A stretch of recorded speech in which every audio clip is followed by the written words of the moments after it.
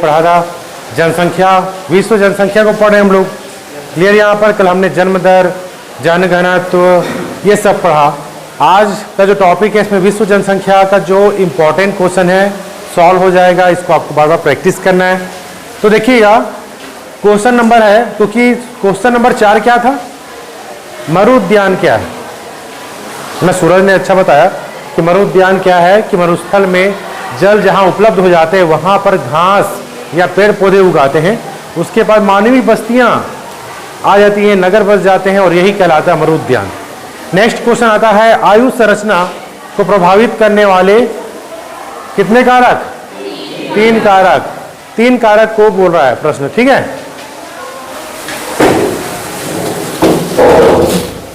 तीन कारक देखिए यहाँ पर, कितने कारक, 3 कारक। ये पूछा है 2008 में पूछा, हालांकि सिलेबस चेंज हो गया अब, मगर ये 2018 के आसपास पूछा है कि वायु संरचना को प्रभावित करने वाले कारक, ठीक है। तो इसमें है 3 कारक हैं करने वाले कारक। आयु संरचना का अर्थ क्या होता है यहाँ पर, विश्व में सबसे ज्यादा युवा आबादी भारत में है। युवा आबादी, युवा जनसंख्या मतलब क्या होता है, जिसकी उम्र कितनी होनी चाहिए, 15 से 59, 59 साल, ये युवा जनसंख्या। बाल जनसंख्या मतलब 0 से 15 के नीचे बाल जनसंख्या है, और वृद्ध जनसंख्या मतलब 60 के ऊपर। तो यहाँ पर आयु संरचना की बात कर रहा, वही आयु संरचना की बात कर रहा है ना। आयु संरचना 3 प्रकार के, और तीनों को प्रभावित कौन करता है, जन्म दर। बोल रहा है कि उच्च जन्म दर वाले क्षेत्रों में बाल जनसंख्या का अनुपात अधिक होता है, जहां अधिक बच्चे हो रहे हैं, है ना। जहां बोल रहा है कि जहां जन्म दर अधिक है वहां पर बाल जनसंख्या अधिक होगा। क्लियर, यहाँ पर बच्चे जहां पैदा अधिक हो रहे हैं वहां बच्चों की संख्या ज्यादा होगा, तथा न्यून जन्म दर में युवा जनसंख्या का अनुपात अधिक होगा। बच्चे पैदा मतलब कुछ नियंत्रण है वहाँ पर, परिवार नियोजन है, कुछ नियंत्रण है, तो वहाँ पर जन्म दर बिल्कुल कम है। जन्म दर क्या है, किसी स्थान में या किसी देश में प्रति 1000 व्यक्तियों के आगे, है ना, जीवित बच्चों की संख्या जन्म दर कहलाता है ना। तो यहाँ पर है, आप बता सकते हैं कि जन्म दर भी प्रभावित कर रहा है। दूसरा देखिएगा मृत्यु दर। मृत्यु दर है यहाँ पर सेकेंड पॉइंट। शिशु मृत्यु दर अधिक होने पर बाल जनसंख्या का अनुपात कम रहता है। जहाँ पर बच्चे, नवजात बच्चे या शिशु की मृत्यु होती है वहाँ पर बाल जनसंख्या कम होगा। क्लियर, समझ में आया, क्या समझ में आया। जहां पर बच्चों की मृत्यु अधिक हो रही है, शिशुओं की मृत्यु अधिक हो रही है, हम लोग देखे थे शिशु मृत्यु दर क्या है, शिशु मृत्यु दर क्या है, ये प्रश्न पूछेगा। शिशु मृत्यु दर, ये आ गया शिशु मृत्यु दर क्या है, 1000 बच्चों पर, जीवित बच्चों पर कितने बच्चे मर जाते हैं, 1 वर्ष के अंदर वाले बच्चे आएंगे ना। शिशु मृत्यु दर में 1 वर्ष के अंदर कितने बच्चे 1000 में मारे जाते हैं। तो कितना पढ़े थे हम लोग उस समय, 40 पढ़े थे, ठीक है। भारत में अभी 2011 के अनुसार 40 है, तो अधिक होने पर, अधिक हो रहा है तो बाल जनसंख्या कम हो जाएगा।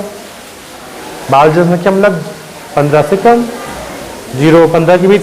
इसी प्रकार से वृद्ध मृत्यु दर कम होने पर आश्रित जनसंख्या का अनुपात बढ़ता है। आश्रित, मैं यहाँ पर बताया था कल जापान के बारे में। जापान का जो एवरेज है जीवन प्रत्याशा 78 साल है, 78 साल जीवित रहता वहाँ व्यक्ति एवरेज। तो वहाँ ऐसी प्रथा है कि सुसाइड भी कर लेते हैं। क्यों? क्योंकि वो आश्रित हैं। कैसे हैं? आश्रित जनसंख्या मतलब जो बच्चा है ना, जो 5 साल का बच्चा है या 15 साल के नीचे है, बाल जनसंख्या कैसी जनसंख्या? आश्रित जनसंख्या है। और 60 साल के ऊपर वाले भी आश्रित जनसंख्या है। क्रियाशील जनसंख्या क्या है? 15 से 59 साल। ठीक है निशा? 15 से 59 साल कार्यशील जनसंख्या है। प्रश्न पूछेगा कार्यशील जनसंख्या क्या है। कार्यशील जनसंख्या क्या है, आपको प्रश्न पूछेगा तो क्या बताना पड़ेगा। 15 से 59 साल के बीच जो रोजगार करते हैं, रोजगार के जरिए क्या करते हैं, पैसा कमाते हैं, आर्थिक उपार्जन करते हैं, ये सब कार्यशील जनसंख्या आएगा। आप अगर आप 16 साल के हैं तो आप कार्यशील जनसंख्या में आ जाओगे। 15 साल के हो तो आप किस में आओगे, आश्रित जनसंख्या आओगे, तो बाल जनसंख्या में। मगर मूलतः क्या है, आप किस पर आश्रित है, अपने माता पिता पर आश्रित हो पैसे के मामले में। ठीक है, तो दूसरा है मृत्यु दर। अगर जहां बच्चों की मृत्यु ज्यादा होगी तो वहां बाल जनसंख्या कम हो जाएगा। तो यहां पर आपको ध्यान देना है आयु संरचना क्या है। हमने जब पुस्तक पढ़ा था तो वहां पर इस तरह का डायग्राम बना था कि ये है, फिर ये है, फिर ये है। ठीक है, मृत्यु दर, अगर बच्चों की मृत्यु ज्यादा हो रही है तो बाल जनसंख्या कम होगा। इस क्लास में सभी के सभी वृद्ध हैं, 60 साल के ऊपर। समझ लीजिए, कल्पना कीजिए अधिक है, ये आयु संरचना को प्रभावित करेगा। बच्चे पैदा नहीं होंगे, कम होंगे, तो उनकी आयु मतलब उनका जो जनसंख्या कम होगा। तीसरा है प्रवास। प्रवास प्रायः युवा जनसंख्या द्वारा किया जाता है। युवा जनसंख्या पढ़ने लिखने के लिए गए, रोजगार प्राप्त करने के लिए हैं, अतः यहां से प्रवास होता है। अतः यहां से प्रवास, प्रवास का मतलब होता माइग्रेशन, एक जगह से दूसरे जगह जाना। कमाने खाने चले गए लवसरा से दिल्ली, मतलब लवसरा के लिए वो प्रवास है, वो व्यक्ति प्रवास किया, उत्प्रवास किया। आप लवसरा में हैं तो आपके लिए जो आपके जो चाचा हैं, दादा हैं, लोग चले गए दिल्ली कमाने के लिए, तो आपके क्या उत्प्रवास, उत्प्रवास, लवसरा से उत्प्रवास किए।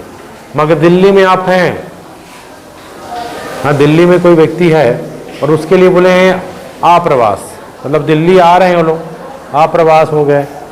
तो प्रवास दो प्रकार के होते हैं। प्रश्न पूछेगा प्रवास क्या है, कितने प्रकार के होते हैं, तो बताना पड़ेगा। एक व्यक्ति का दूसरी जगह जाना, वो बस जाना प्रवास कहलाता है। इसको इंग्लिश में माइग्रेशन कहते हैं। प्रवास दो प्रकार के होते हैं। उत्प्रवास, किसी स्थान से व्यक्ति कहीं जाता है तो उस स्थान के लिए उत्प्रवास, और किसी व्यक्ति और दिल्ली है मतलब जहां जा रहा है वो अप्रवास है।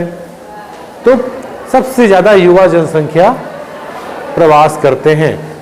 वहां जनसंख्या का अनुपात कम तथा जहां को प्रवास होता है वहां युवा का अनुपात अधिक होता है। ठीक है, अब सब के सब बुजुर्ग लोग आजकल गांव में रुके हैं, 60 साल के ऊपर वाले। मैं जहां से आता हूं हर घर में ताला लगा हुआ है, और ताला जिनके यहाँ खुला है जो वृद्ध हैं, और उनके जो पुत्र हैं वो लोग जॉब करते हैं शहरों में, घर में ताला बंद रहता है ज़्यादातर। या तो कौन रहेंगे, बुजुर्ग लोग रहते हैं, वृद्ध जनसंख्या रहती है ना।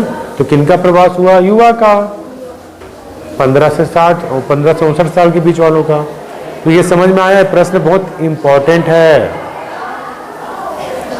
बन जाएगा।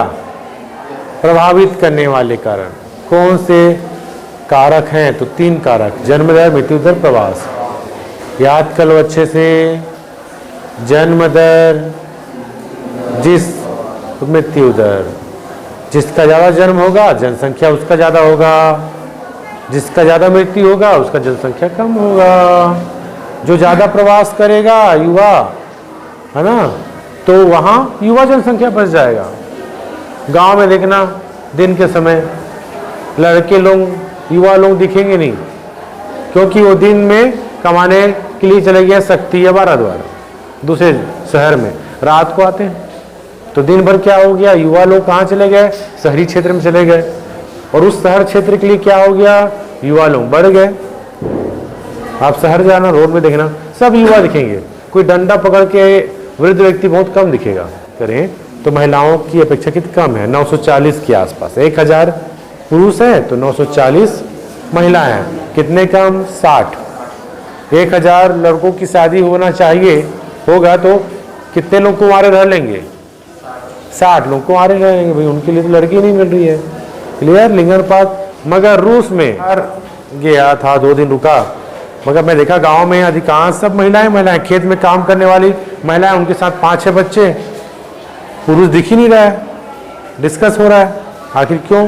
क्योंकि अधिकांश जो प्रवास हैं, बिहार के पॉपुलेशन है, वहाँ से प्रवास ज़्यादा होता है शहरों में। पुरुष प्रवास कर लिए शहर की ओर, कमा के लाया, कुछ दिन रुका, फिर चला जाता है। महिलाएं कम प्रवास करती हैं, ठीक है, प्रवास के कारण है। लिंगानुपात की बात कर रहा है। चौथा, युद्ध में कौन भाग लेता है? पुरुष, है ना। घर में कौन रहता है? महिलाएं, तो भी एक कारण हो सकता है, ठीक है। अब देखिएगा, विकास, विकसित देशों में लिंग अनुपात स्त्रियों के पक्ष में होता है, क्योंकि वहां मृत्यु दर कम है और स्त्रियों की स्थिति अच्छी है विकसित देशों में। नेक्स्ट क्वेश्चन देखते हैं, दक्षिण पूर्वी एशिया में जनसंख्या वृद्धि के क्या कारण हैं? लगातार पूछा ये, है ना, क्या कारण है? दक्षिण पूर्वी एशियाई देश कौन कौन से हैं? पहले जान लीजिए भाई। चीन, जापान, फिलीपाइन द्वीप, ताइवान, सघन जनसंख्या पाई जाती है। दक्षिण एशिया में भारत, श्रीलंका, पाकिस्तान, बांग्लादेश। तो ये बोल रहा है दक्षिण पूर्वी एशिया। दक्षिण में ये देश, पूर्व में ये देश, मिक्स कर दिया। यहाँ जनसंख्या क्यों ज्यादा होता है भाई? क्योंकि यहाँ की जलवायु कैसी है? अनुकूल है, समशीतोष्ण जलवायु है, ना ज्यादा ठंड, बर्फ गिरता नहीं है, यह बर्फ रिजर्व नहीं जमा है, ना अधिक गर्म, तो ये अनुकूल जलवायु है। जलवायु कठोर नहीं है। क्लियर? इस कारण वर्ष भर कृषि की जा सकती है। हम 11वीं में पढ़े थे चिनुक हवाएं, रॉकीज पर्वत के बारे में पढ़े थे कि अमेरिका का एक पर्वत है, उसकी ढलानों में खेती की जाती है जब बर्फ पिघलते हैं। चिनुक हवाओं को हिमभक्षणी भी कहा गया है। क्या करती हैं? जब वो चलती हैं, उनकी प्रकृति गर्म होती है।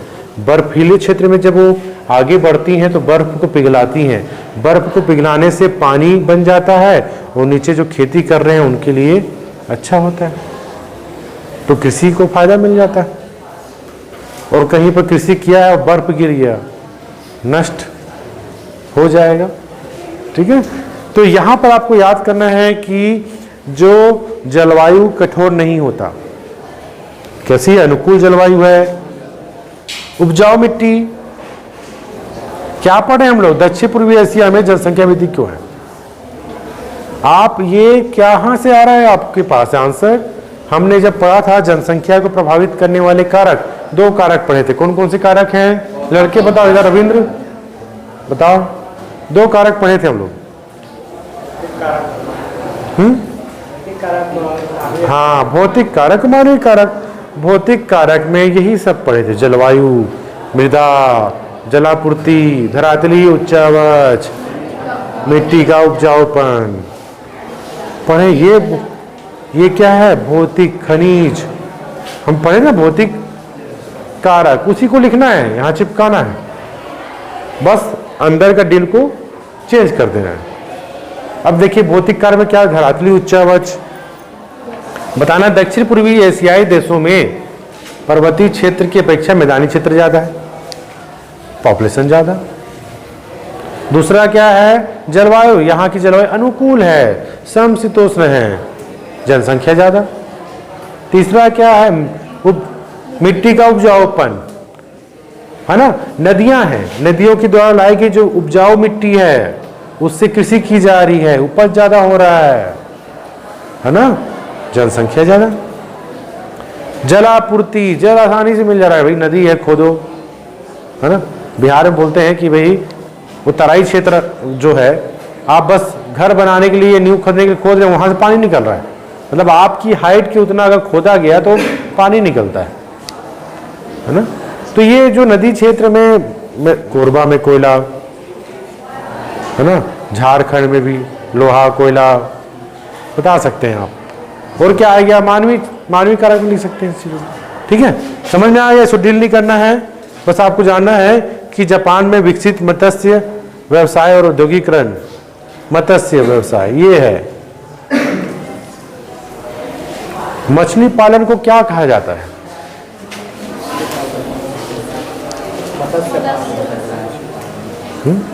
मत्स्य पालन बोले, मगर उसको क्या बोला? PC culture. विश्व जनसंख्या के वितरण को घनत्व को प्रभावित करने वाले कारक। आपको ये बता दूं कि विश्व जनसंख्या का जो टॉपिक पढ़ रहे हैं उसमें 1 नंबर का 2 प्रश्न आएगा, ऑब्जेक्टिव नंबर का। पूछेगा भारत का जनसंख्या कितना है, भारत का लिंगानुपात कितना है, विश्व में कौन सा बड़ा शहर है जनसंख्या के हिसाब से, कौन है, कल पढ़े थे। विश्व में कौन सा सबसे अधिक जनसंख्या के हिसाब से बड़ा शहर है, पढ़े थे, बोलने के लिए पढ़े थे। नाइजीरिया क्यों रहेगा भाई, वो तो अल्प विकसित देश था। गलत, अरे शहर की बात कर रहा हूं भाई, किसी देश की राजधानी होगी, भगवती को याद है वो, भूल गए। अरे क्या पढ़ते हो यार। ठीक है, बताइएगा, है ना, बताना आगे कि विश्व का सबसे ज्यादा जनसंख्या वाला नगर कौन सा है। अरे नगर की बात कर रहा हूं तो महाराष्ट्र भारत में घुसा है। विश्व की बात कर रहा हूं भाई, विश्व कुएं की मेंढक ना बनो, बाहर की भी सुनो देखो। हम विश्व में आए, भारत की बात नहीं कर रहे हम लोग यहाँ पर, विश्व संदर्भ में। आपके लिए बेनिफिट ये है कि विश्व जनसंख्या को पढ़ रहे हैं, आगे हम लोग भारत की जनसंख्या को पढ़ेंगे, मानव विकास। ठीक है, लंबा क्लास हो रहा लग रहा है, चलिए जल्दी जल्दी हो जाता है। विश्व की जनसंख्या को घनत्व को प्रभावित करने वाले कारक, फिर वही कारक पढ़े। भौतिक कारक में क्या क्या आया?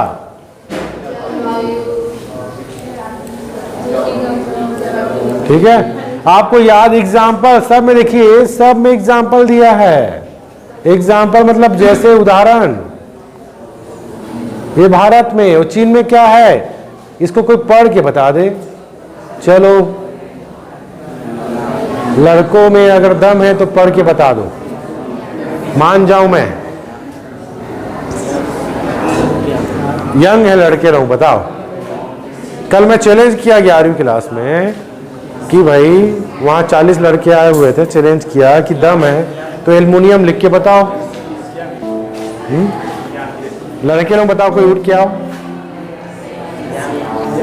नहीं दिख रहा है, और बड़ा कर दो जूम।